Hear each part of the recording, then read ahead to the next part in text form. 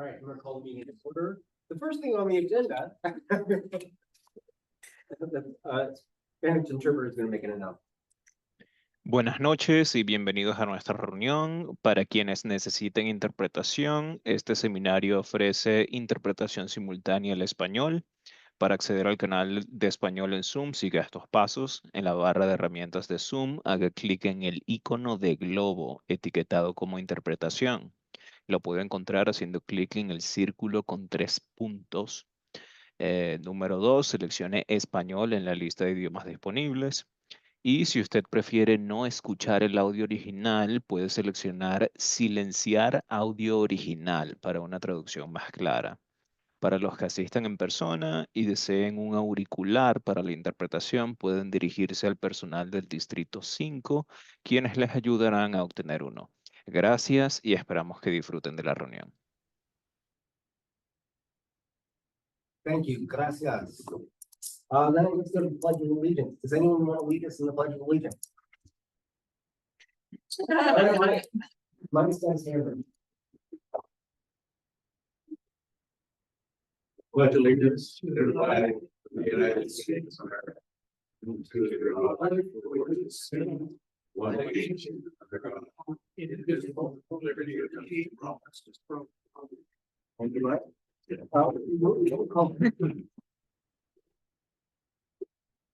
Pip Marquez de la Plata, Here.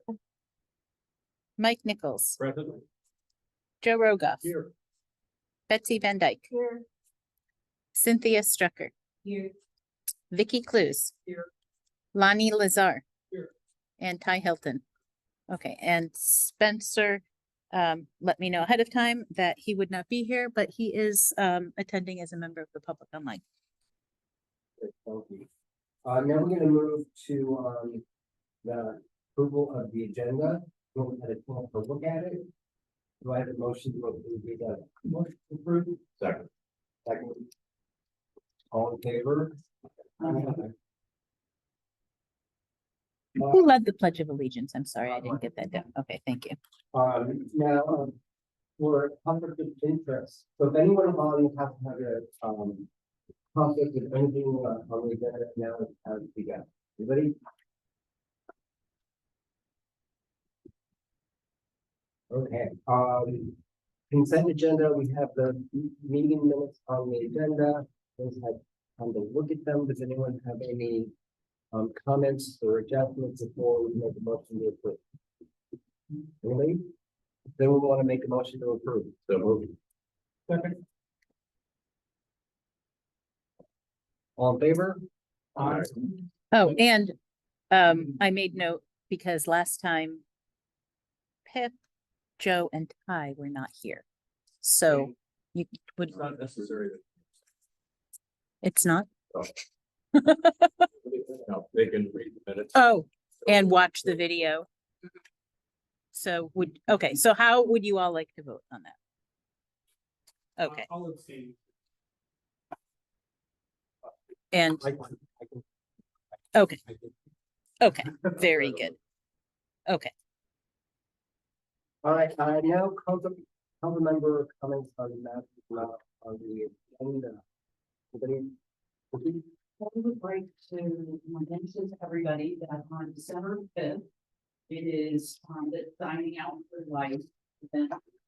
Which benefits Food for Thought, which is an amazing food bank, medical nutrition program.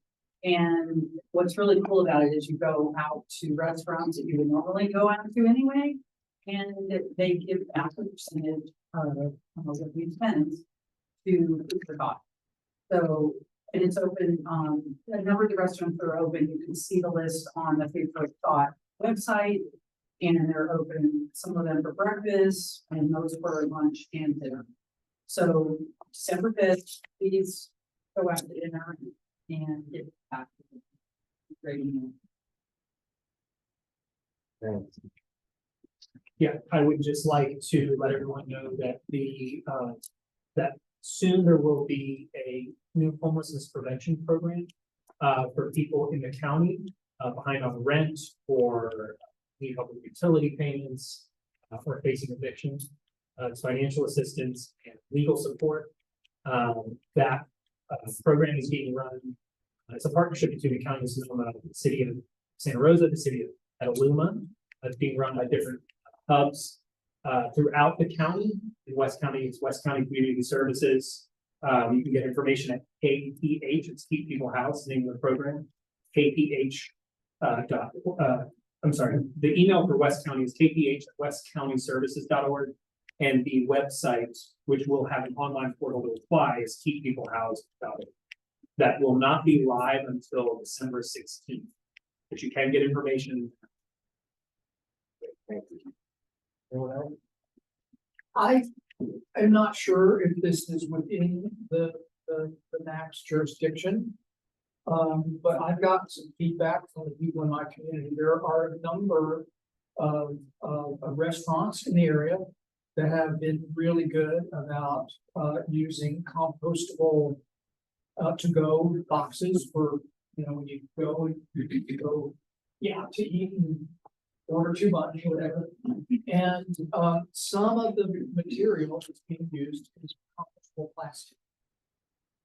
Recology does not have the equipment to process compostable plastic, and so Recology is recommending that people just put that in the trash. Mhm. And if Recology had the equipment to process the compostable plastic, it would turn into soil, which, from a sustainability standpoint, I think is a really great idea. And again, I don't know if this falls within the MAC's jurisdiction to possibly consider the question and make a recommendation to the district supervisor or what, but if that is something that is within the jurisdiction of the MAC and it could be put to on the agenda for a future meeting, I think it would be worth letting the public know that the MAC is considering making a recommendation and getting a conversation going to encourage Recology to invest in this type of equipment. Okay, great. I could bring that feedback back to Supervisor Hopkins. The county does do the contract with Recology, so we can bring that feedback. I think goes further than that. There are many items that we probably will not accept that are recycled. Yeah, so I mean, I think it would be something worthwhile for the MAC to, consider putting some sort of information in front of Recology that the people in the community would like them to do more. Okay, great. Thank you. Possible agenda item for this year. Thank you. Anyone else? One thing, Parade of Lights is coming up, guys. It's this year it's the Parade of Lights in Wonderland. It's kind of based off the theme of Alice in Wonderland, and we hope that a lot of people sign up and get into the theme of it. And it is on December 7th here in town in Vernville. We do not think the construction stuff is going to affect the parade too much. So that's good. And there is going to be a Give Back Tuesday for some fundraising for the Parade of Lights on December 3rd at the Rainbow. So join in the holiday talk. Okay, anyone in the audience have any comments that are not on the agenda? Comments or questions or what you want to bring up? Anybody here? Zoom? If there's anybody attending virtually and you'd like to make public comment, please raise your hand.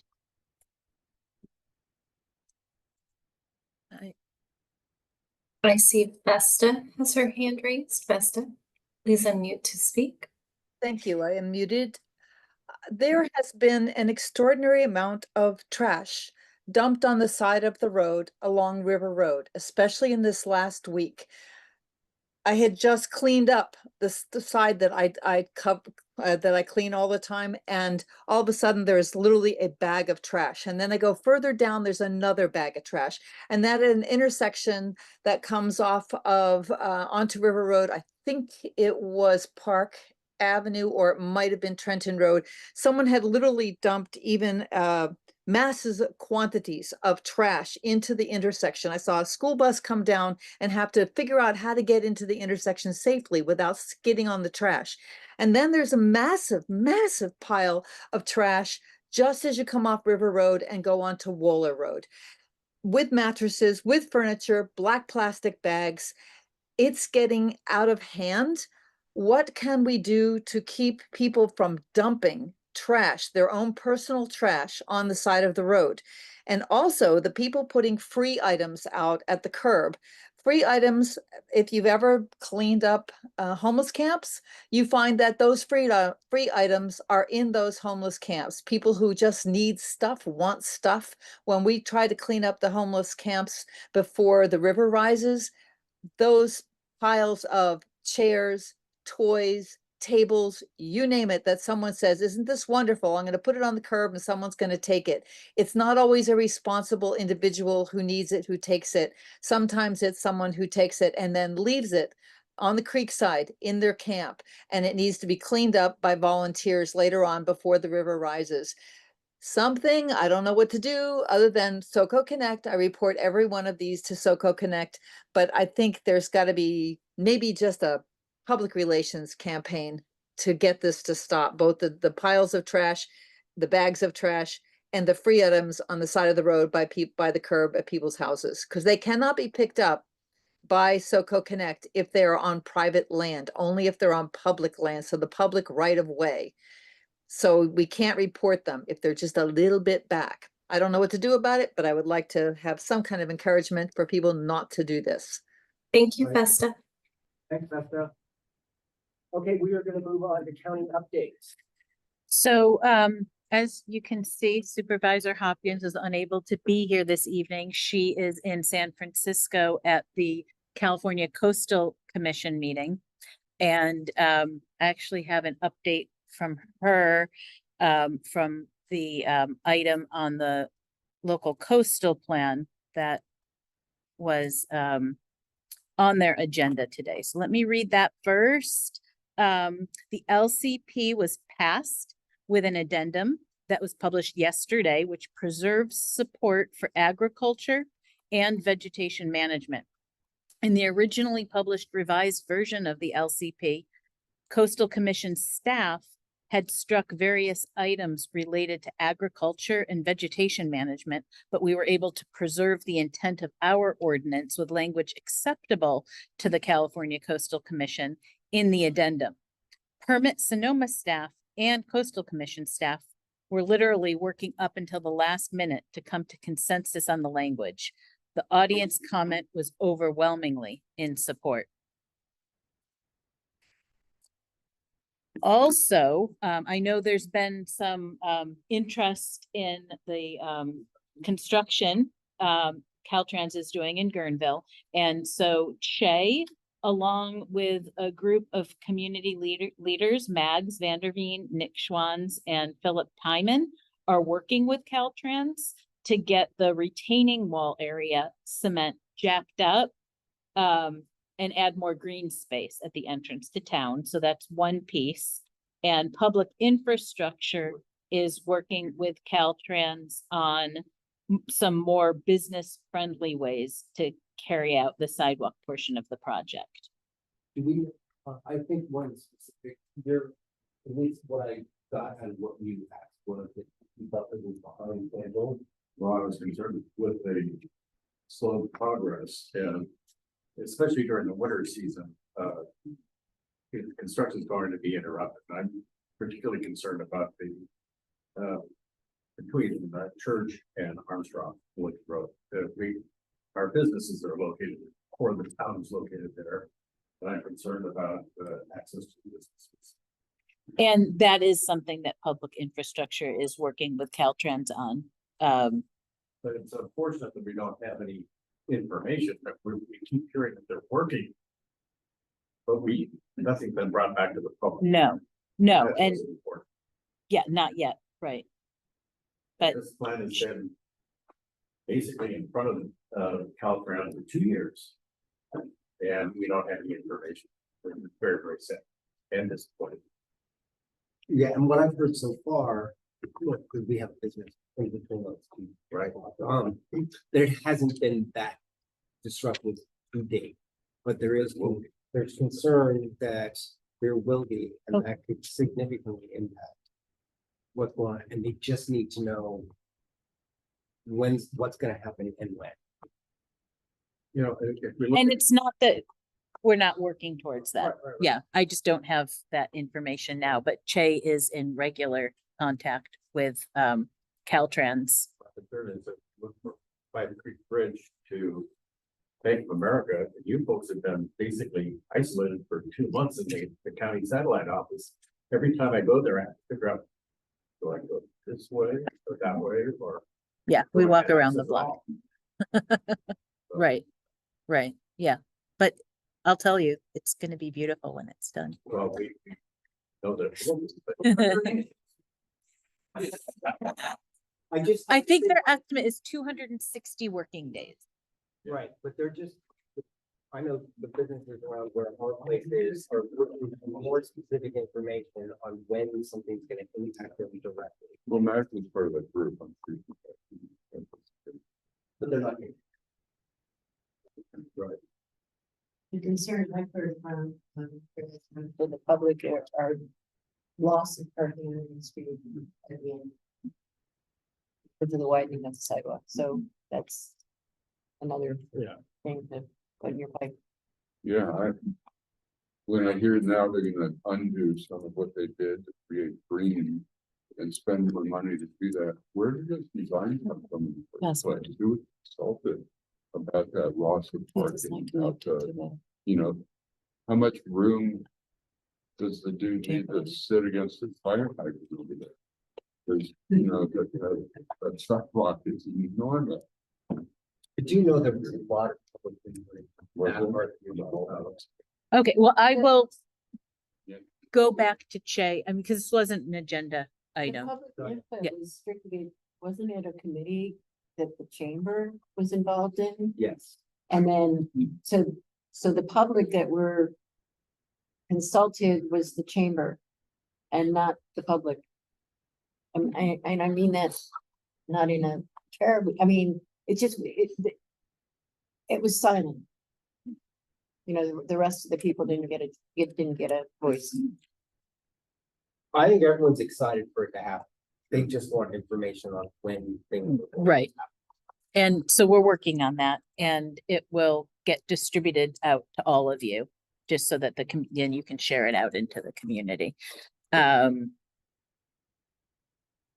Okay. And so you may have seen in the newsletter last week, Supervisor Hopkins is going to be hosting a virtual town hall next week, November 20th from 6 to 7:30, featuring local organizations who are dedicated to supporting LGBTQIA folks, healthcare, undocumented community members, the social safety net, mental health services, and the environment. So you can feel safe, so that you can be taken care of, so you know where and how to devote your energy to ensure that our community stays vibrant, diverse, beautiful, and kind. It'll be recorded and then posted online. So that'll be on Zoom. It'll also probably go live on Facebook so that the community can really participate and learn how to get involved. So, will the organizations taking part in that, will they be prepared to speak on new things perhaps that they are doing? And I'm thinking particularly in terms of our Latino population. I mean, who may be facing a lot of challenges and difficulties that they weren't, Yes. weeks ago. So I know that people have been doing wonderful things for some time, but I'm thinking, what new stuff are we trying to gear up to provide to people? Yes, so that is the idea. Each organization will give sort of a 5-minute quick overview, And then there'll be also at the end an opportunity for Q&A. But the idea is how we can be supported or help in efforts that are supporting it. Can't cover everything, but it'll be a start. And then there could be, you know, future ways to follow up in various different areas. Yeah, from the governor in terms of what he is trying to put forward as a response to our new reality. I haven't seen anything yet, Tracy. Do you? Special session is Right. until December. Right, right. So I haven't seen anything. I will tell you that Rush River Pride is definitely interested in participating in that town hall. Great. I did. I reached out to you Okay. about that.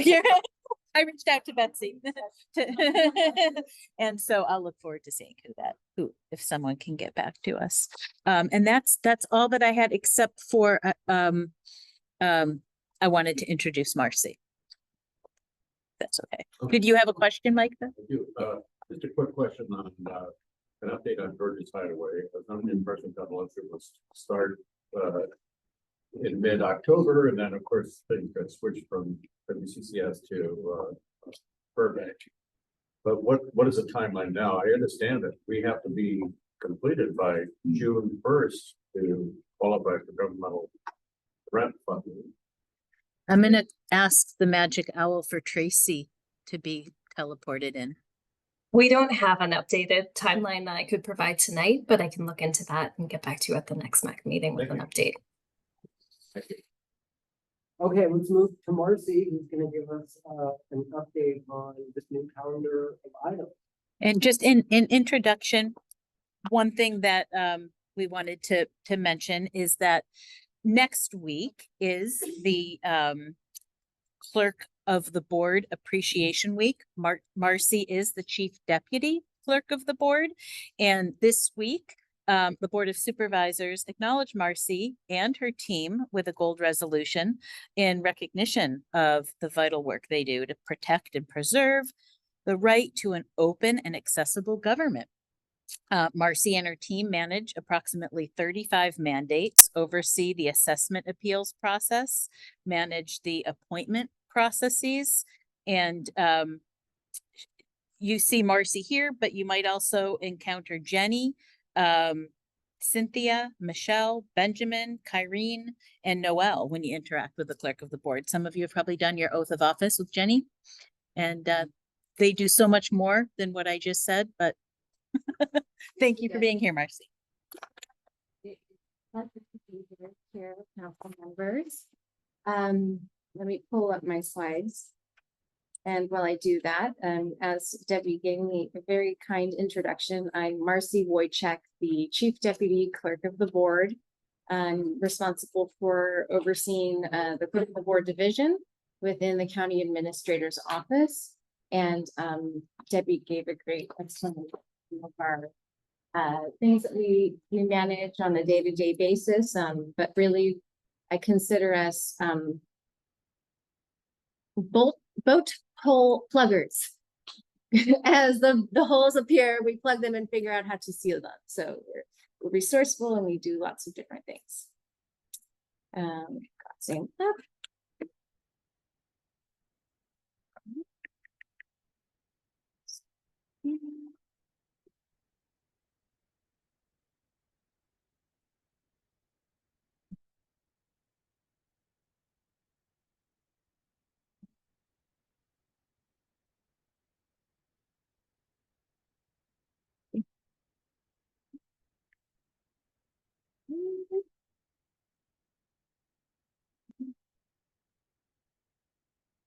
Wrong way, we gotta swap it.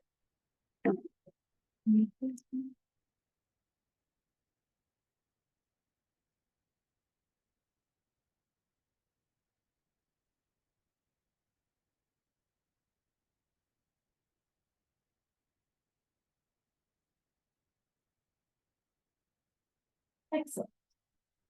All right, so I'm here today to talk about the board's calendar of items of significant public interest, and we often, it's kind of a mouthful, so we often refer to it in various abbreviated versions, but usually we refer to it as the calendar of significant items. And the calendar itself is a tool that the board uses to organize some of their policy priorities throughout the calendar year. And it's something that the county administrator and myself, county executive officer, excuse me, and myself and the upcoming chair will always work on as we prepare for the upcoming year. So some of the things I'm going to talk about are the origin of the calendar, how the calendar is developed, where and how the public is invited to participate in the development of the calendar, and ultimately the adoption of that as well. One thing, the board established Rule 45 on their board rules of procedure. And the board rules of procedure are a lengthy document that's kind of supplemental to the County of Sonoma's process. It outlines things like the roles and duties of the chair and vice chair. What are the procedures for a land use hearing that the board might hear? What are the criteria for something like a gold resolution, which is celebratory? So they're things that are not state mandates, but they're more unique and agreed upon rules by our board and policies that they do. So Rule 45, I believe it's 2020 when it was established, and it is pretty brief, but basically it just describes that the county executive officer and the chair will work together to develop a calendar of items of significant public interest, and then that there's other opportunities to revisit it. So we've done it a few years, and every year it's kind of become a little bit more robust. The process is, you know, always improving a little bit. The general timeline is that in early in the fall, we'll begin to work with departments to ask them what, you know, what are the content that they anticipate for the next year? What are the major items that are kind of known already that need to be proposed to the board for consideration?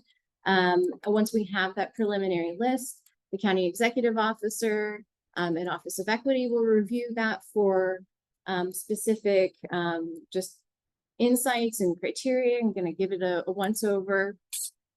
And then, of course, then, like I said, the county executive officer and chair will develop the draft.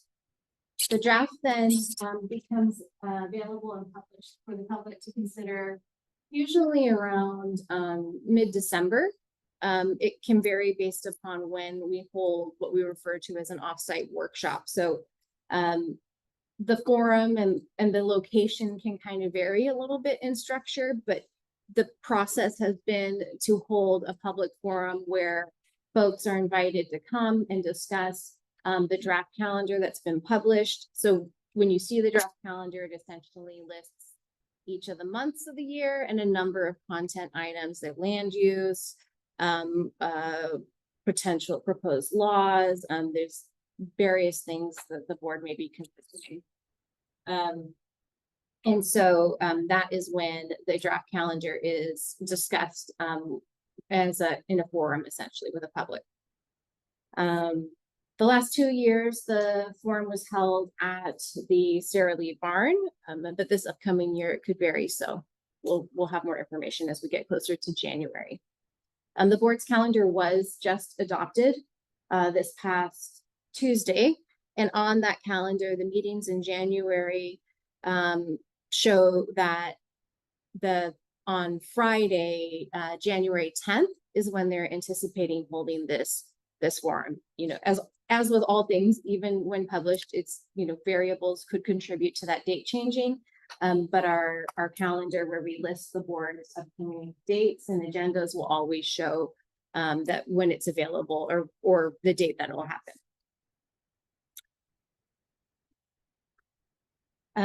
So we went through this. I described this a little bit, just kind of the internal development process, just making sure it's really just compiling a list for consideration.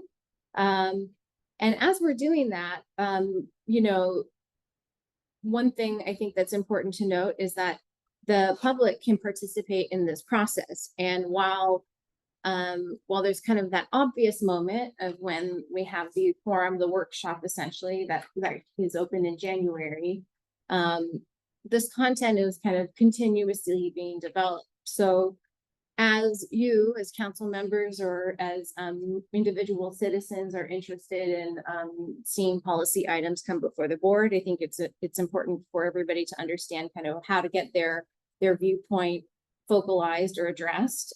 Some options are contacting, you know, Supervisor Hopkins as your district supervisor, contacting her directly. You know, you see letters of support, say from your council towards particular items. They can be submitted to our county email and referenced as something to consider or to support for the significant items. And then my team, the clerk of the board, we work to process all of those. So we receive the content, we receive the comments, and everything is cataloged and organized and distributed to all board members for consideration. So if somebody emails us a letter from the Lower Russian River, if the chair has authored a letter, for example, we'd make sure to send that to all board members and save that as a part of the record for the significant items that will come before them. Similarly, you know, something as simple as an email is fine. You can contact Supervisor Hopkins directly. You can use this general email like I'm showing on the screen here. Either are fine. It is one of the best ways, I think, to kind of get in contact with people, but you can always call us as well. We have people who are available and can speak to you and direct you to the district staffers of that office as well. So there's the moment in January when there's kind of that really pivotal moment where people can come and voice what, you know, their support of things that they're seeing. If they're seeing that there's absences of something that they might like to see, that's a great time for people to come and come in groups if that's something that's important to them. But just like you have in these meetings, our Board of Supervisors have public comment for matters not on the agenda. So, you know, thank you. Yeah, I appreciate that very much. The Board of Supervisors has public comment for matters not on the agenda as well. And, you know, it's not uncommon through hearing recurring comments and other input to the board that certain priorities can evolve and become more pronounced and more obvious to the board. So in all of these ways, when the board is able to get this kind of continuous and recurring feedback from their constituents, it helps inform their suggestions and their decisions about this calendar. The calendar ultimately is a tool. It's meant to help organize the work. You know, when it was developed, I think some of the objectives were, one, to create a pathway that was more transparent and organized for the public and the board to discuss what they see as priorities. It's kind of a method of efficiency. If we have at least a roadmap for the content that we anticipate throughout the year, then it helps department staff be more efficient. It helps people be able to track the content that's important to them. And the board, there's, you know, elements of accountability on all sides with that as well. But with that said, it is a living document is usually how I like to refer to it. It's not something that is static from the point of adoption and never changes. There's always a lot of elements that can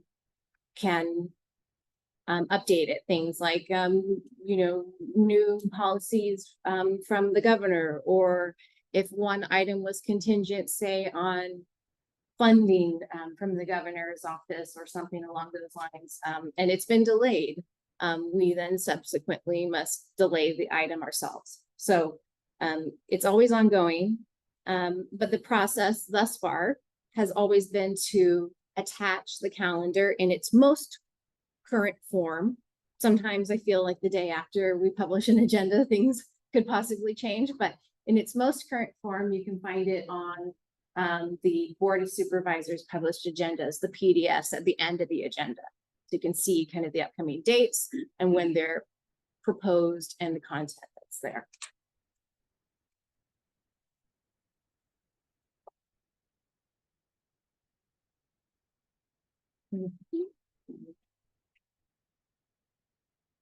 And kind of as I think I've been alluding to, but mostly, you know, there's the point in the beginning of the year, but the priorities for the board and for you yourselves as constituents, they don't start and stop in January. They're always ongoing. So I think, you know, you're encouraged to continue to use those other channels and methods to contact either your supervisor or to participate in the Board of Supervisors meetings in general, or to contact the board, you know, via the clerk of the board. We're kind of the conduit for everybody to make sure that things get to where they need to go. So all of those things are ongoing through the year and encouraged.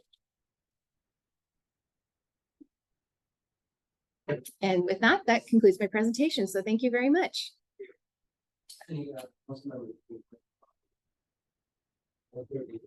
Marcy, I'm just curious if you could give us a little more info on how things are prioritized. So in other words, if you're getting hundreds of comments, emails, how are you sort of organizing that in terms of priorities? What are you? Do you just categorize things by topic, or how does that happen?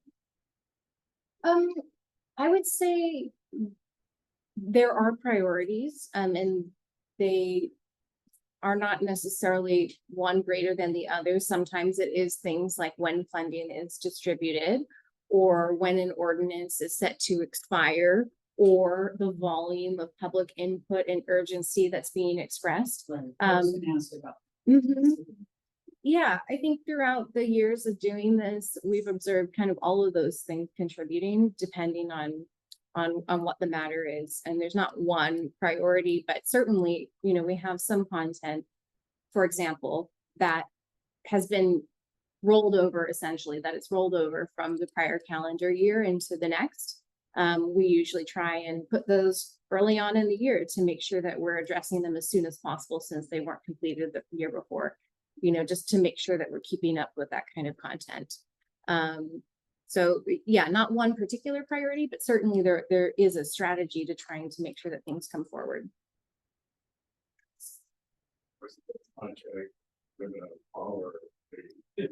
Board agendas for the last 10 or 15 years, I guess, and I appreciate publishing them on a timely basis and getting the addendums out and for the board packets for sure. So important. The public might want to know how to subscribe to this documentation. If you can address that, please. Sure, that's great. That's a great recommendation. Well, when in doubt, contact the BOS at sonoma-county.org email, because that's the clerk of the board facilitated email group, and we can always help answer questions. So if you can't find something, then that's the right place to go. But I would say on the Board of Supervisors website at the bottom, there is a subscribe to meeting updates or agenda updates, something along those lines, an icon. And you can use that to receive email notifications when an agenda is published, when an addendum is published. And on our agendas, everything is pretty much a clickable link to each next thing. So when you click on the link for the agenda, then there are hyperlinks for each agenda item that become active and available with the packet content when it's there. And the majority of it is at the time of publishing. Great.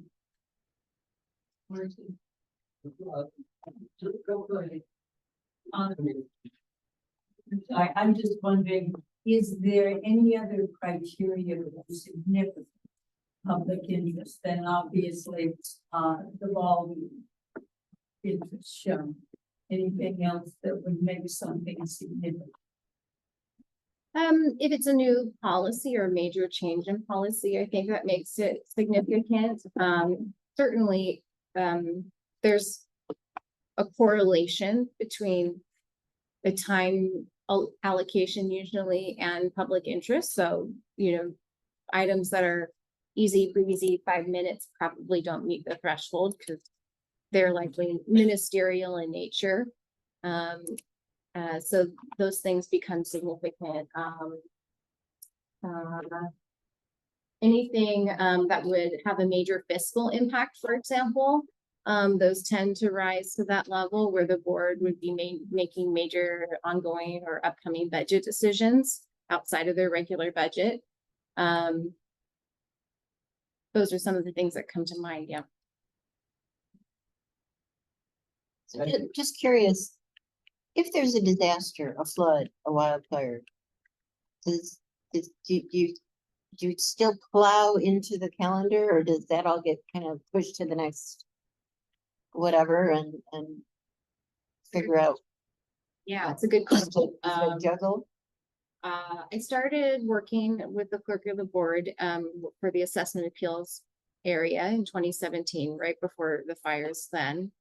And I can say that, yes, the natural disasters that we've experienced as a community and the pandemic have greatly impacted the ability to get more regular business, not unimportant, but not rising to the level of a disaster business done. So things can be delayed because of that. Certainly the pandemic saw a lot of delays. This last year, anecdotally kind of had a feel of kind of the train was on the track and the things were getting moving. But certainly that can impact.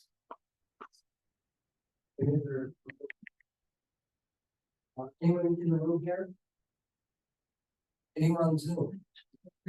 Oh, go ahead, please, Rose.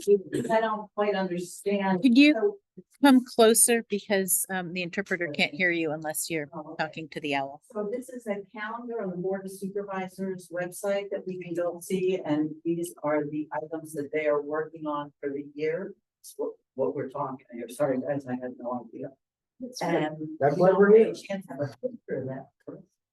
I can pull it up and show you What what it looks like. Yeah, absolutely. It's a great question and suggestion. I'm so old, by the time I get home, I might forget.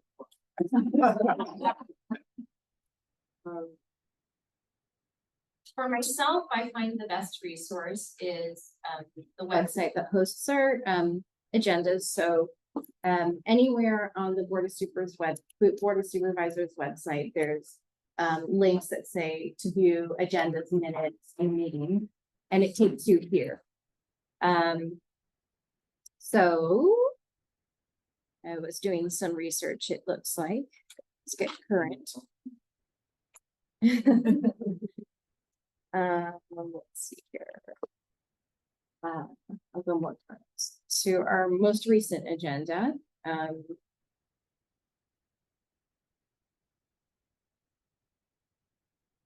Okay.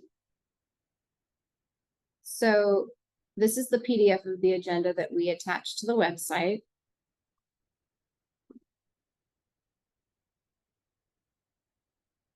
Has all the participation information. And as I was referencing, these hyperlinks would allow you to click and then get to content for the items. We scroll all the way to the end of the agenda. There is this Sonoma County calendar of significant items. And so this one is fairly short because we only have a couple months remaining in the year. But essentially we'll be posting the items anticipated for the meeting of the agenda posted and those thereafter. So you can see there's quite a number of items upcoming for December. Thank you. Anyone else here in the room? I do have a question. Can you come closer so the interpreter can Speak for you. capture? I think I heard you say that there were a number of different avenues where you could submit your calendar items. Is that correct? I would say for any individual who would like to voice their opinion about what could be put on it, there generally speaking, it's coming in person to various meetings. It could be the workshop itself, the one in January, where the full list of items from January to December are suggested in a draft form. It could be coming to any of the Board of Supervisors' regular meetings where they have public comment not on the agenda. If the item or the area of interest is not agendized. It could be coming to an item that is of that nature, the content that you're interested in, and sitting and speaking there. You could email your supervisor directly. You could email the Board of Supervisors and ask for the comment to be distributed for the full board. Calling the office, reaching out to your supervisor for future engagement, seeing if you could schedule an appointment, or just having somebody follow up with you on all those things. Are And then I can follow. That's okay. yes, yeah. So, being that there's so many different avenues of submission, how does the public interest get logged as far as volume? Is there a tick each time somebody contacts you, say, about the sidewalk? Or, you know, and so then you could have a number that determines the priority. Does that happen? Or? I wouldn't say the data is created in that way. No, we do have, you know, we organize it kind of by when we receive it, by the topic that we receive it on. And the supervisor's office may have other strategies kind of for how they address the areas that they are learning are of particular interest to their constituents. But when it comes to the calendar itself,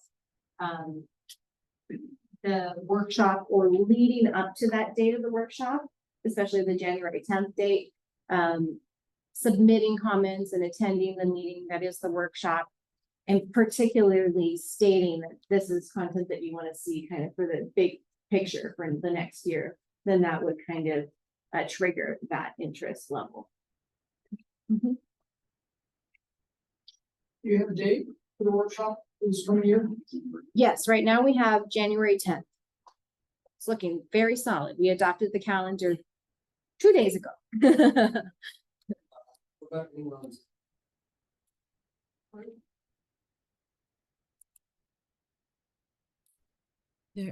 There currently are no hands up.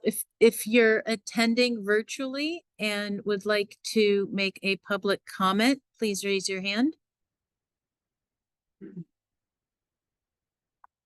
There are no public comments online. Great. Thank you so much. Thank you. Thank you all. Okay, I don't think does anyone have any community or project reports? Anyone? All right, Isn't it? then we. Can I get motion to- Everyone in favor? I'm freezing. I want to keep you. It locks if you close it.